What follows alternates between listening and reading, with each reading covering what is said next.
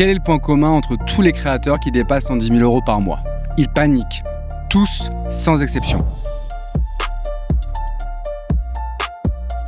J'ai vu des créateurs passer de 500 000 € par mois à la faillite en moins de 6 mois. Comment tu te craches avec 60% de marge? Simple, plus tu gagnes, plus tu paniques et plus tu pars dans tous les sens. Parce qu'en ligne, l'argent ment. Il te fait croire que tu es un entrepreneur, alors qu'en réalité, tu n'es qu'un simple créateur avec un compte bancaire plutôt bien rempli. J'ai documenté ce pattern chez des dizaines de créateurs, des machines à cash, des génies du contenu, mais le génie seul peut aveugler. Tous ont fait la même erreur entre 100 000 et 500 000 € par mois. Tous fracassés contre ce que j'appelle le mur de l'ego. Prêt? Allez, on embarque. Salut, moi c'est Mehdi, ex-CEO de la boîte de Yomi Denzel, Mindeo Private Equity. J'ai notamment travaillé avec Antoine Blanco, Oussama Hamar, Théo Rizzi, etc. 15 ans à diriger des milliers de personnes, des boîtes à plusieurs centaines de millions d'euros. Et aujourd'hui, j'aide les créateurs à devenir de vrais entrepreneurs. Les 5 signaux qui annoncent le crash, je les ai résumés en un seul mot: panique. Ouais, je sais, c'est exactement ce qui se passe dans la tête de ces infopreneurs créateurs qui dépassent ce fameux seuil. Cette vidéo, c'est la checklist parfaite pour savoir exactement comment prendre ce mur. Bienvenue dans cette nouvelle chaîne. On scale sans armée, sans burn-out, sans corporate bullshit. Comment? En faisant exactement l'opposé de ce que tout le monde fait.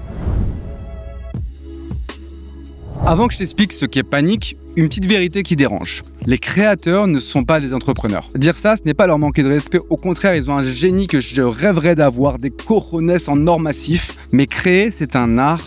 Piloter, c'est de l'ingénierie. Deux métiers complètement différents. Et pourtant, le schéma, c'est toujours le même. Explosion, 10, 20, 50, 100K, 600K, puis le crash. Le problème, c'est ce qui vient juste après ce succès. Tu satures ton marché, 5 days à gogo, webinaire tous les 3 jours. La croissance commence à te monter à la tête, tu recrutes, tu lances 12 projets en même temps. Conclusion, tu perds le focus qui t'avait fait gagner beaucoup d'argent. Mais surtout, toutes tes décisions sont prises à l'intuition. Cette même intuition qui t'avait fait décoller devient celle qui va te cracher. Tous les créateurs que j'ai accompagnés entre 100 000 € et 1 million d'euros ont tous montré les 5 signes du panique. C'est pas le manque de talent, c'est pas la concurrence, c'est pas les algos, ce sont ces 5 lettres. Et si tu en possèdes déjà 3, le mur se rapproche fortement. Mais tu as encore peut-être le temps. Pour chaque lettre de panique, j'ai développé une contre-mesure et je l'ai appelée solo. C'est pas le nom de ta boîte, ça? Le mode solo, c'est un peu ce que je prône, scaler sans avoir besoin de recruter plein de gens. Alors, premier symptôme, c'est le P de précipitation. Tu passes de 50 000 à 200 000, ton cerveau disjoncte complètement. Je dois lancer une masterclass, je dois lancer des coachings one-to-one, et si j'ai lancé un SaaS, 7 produits lancés, 0 qui marche vraiment, perte de focus. Pourquoi? Parce qu'aucun des projets n'a eu le temps de maturer complètement. Résultat, burn-out à Bali. Pour contrer ça, j'ai le S de solo, simplifié à l'extrême. Un client que j'accompagne avait 3 programmes, du coaching, une app.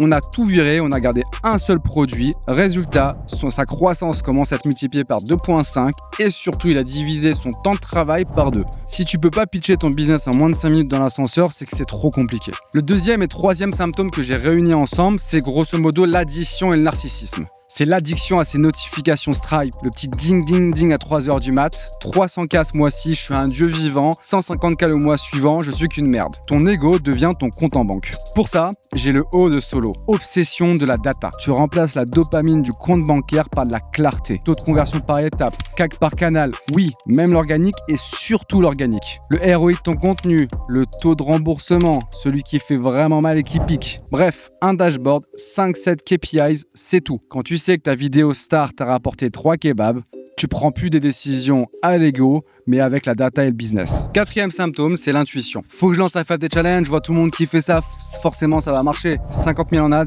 30 000 followers, 15 ventes. Normal. Basé sur quoi? Une intuition boostée à l'ego parce que tout le monde fait la même chose. Pour contrer ça, c'est le L de solo, le levier à long terme avec la data. Au lieu de tester 47 trucs, tu identifies 2-3 leviers et tu les testes pendant au moins 3 mois. Yomi, 8 ans sur le même créneau, la même promesse. Boring, peut-être, mais multimillionnaire. Aujourd'hui, par exemple, je sais en 30 secondes quelle vidéo rapporte le plus de leads, le plus de revenus, le plus de rendez-vous à mes clients. Et crois-moi, 10% de leur contenu organique rapporte plus de 90% de leurs revenus. Et ce sont loin d'être celles que tu crois. Et enfin, le dernier symptôme, c'est la complexité. Pour scaler, faut recruter, mettre des process partout. J'ai vu des boîtes à 30 personnes faire beaucoup moins qu'un solo avec 2 freelances. La différence, la boîte de 30 personnes passe des réunions interminables à choisir la couleur du logo. Le mec solo exécute. Dans cette complexification, le créateur devient un pompier. Il éteint des feux toute la journée et sa zone de génie complètement totalement oublié. Il fait un métier qu'il ne connaît pas,